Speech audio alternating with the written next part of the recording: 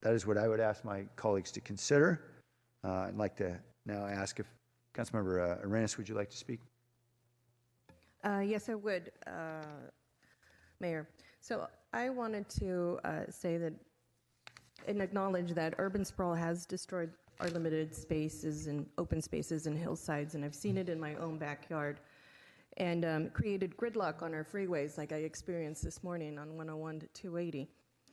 So residential development doesn't generate sufficient revenue, as our staff was making that point earlier, for infrastructure like services like roads and sewer and fire and police.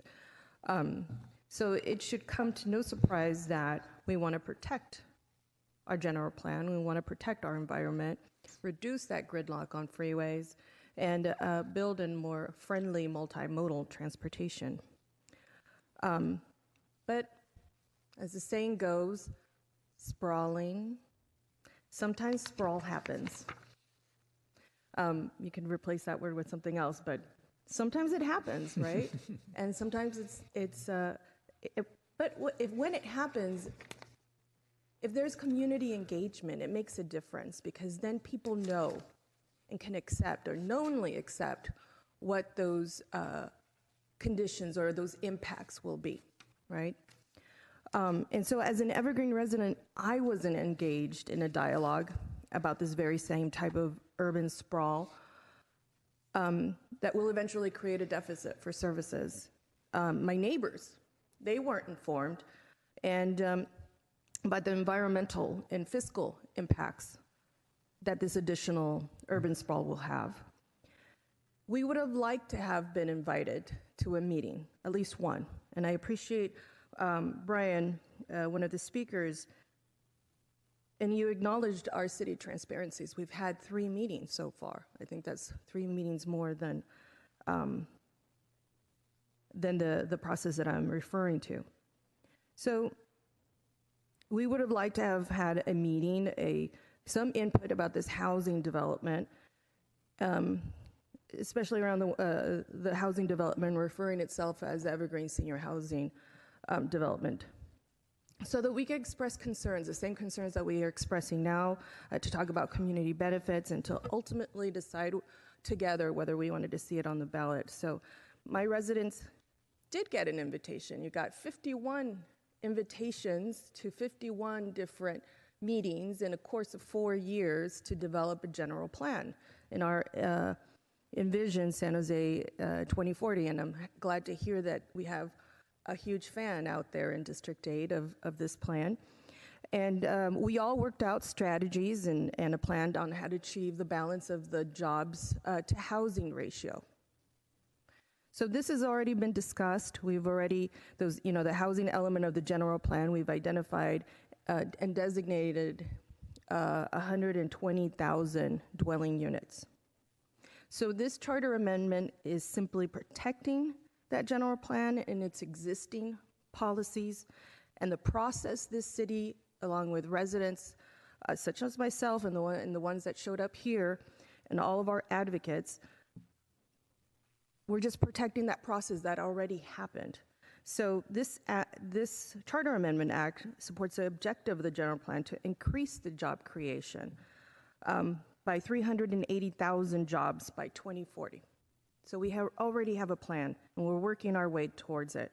And so we're putting it to the vote of the community. We're giving the community a chance to say, do you want to defend your general plan and all the efforts and investment that you already made in the last years? So we're asking residents, we're checking in with them with this Charter Amendment Act as well. So we're going to provide protections that the general plan already spells out, and it's clear that these protections need to be in our charter as well. So I am going to make a motion, and I'm going to read all of all the recommendations in the mayor's memo, just so that it's on the record. So if you can bear with me. The recommendation is, my motion includes recommendation in mayor's memo to approve item 3.7 A, B, C, and G as outlined on council agenda for March 6, 2018. 2, adopt a resolution of the City Council calling and giving notice on its own motion for a special municipal election to be held on June 5th, 2018, to submit a city charter amendment to the electors of the City of San Jose titled, "An Act to Limit Urban Sprawl and the Fiscal and Environmental Effects of Specified Development in Outlying Areas," and attached herewith.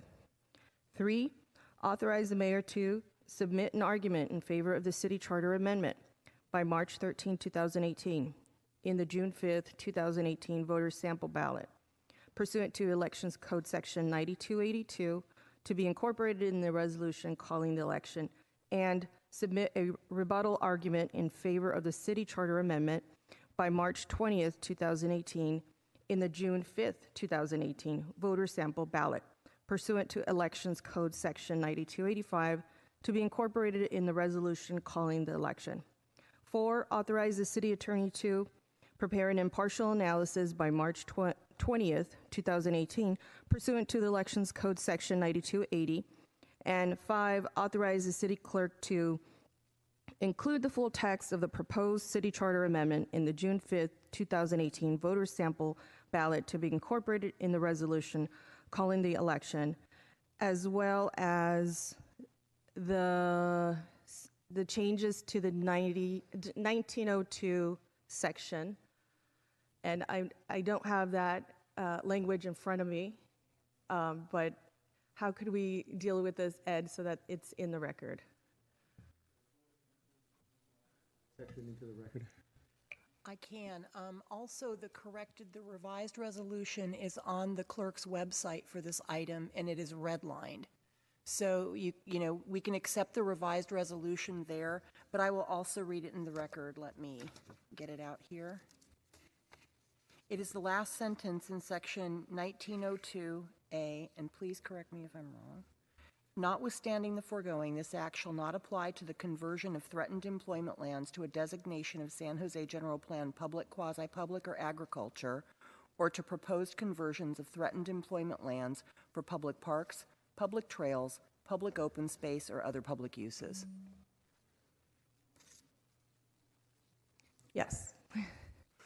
That's my motion. That replaces the last. And Ed, Yes, Councilmember Arenas, I also wanted to point out that attached to the resolution was a CEQA determination that was attached, and want to make sure that the City Council concurs in that determination, and so I wanted to know if that was part of your motion as well. Including that, yes. and Ed, perhaps could you read that in the record, relating to the CEQA issue, so everyone's clear? The fact that the council has considered the CEQA determination that is attached to resolution as Exhibit B, and the City Council concurs in that determination. Okay, so that's part of your motion. Great, so I'll accept the revised resolution, including all of this language that we just read into the record. Okay. Thank you. Thank you, Councilmember. Is there a second on that motion?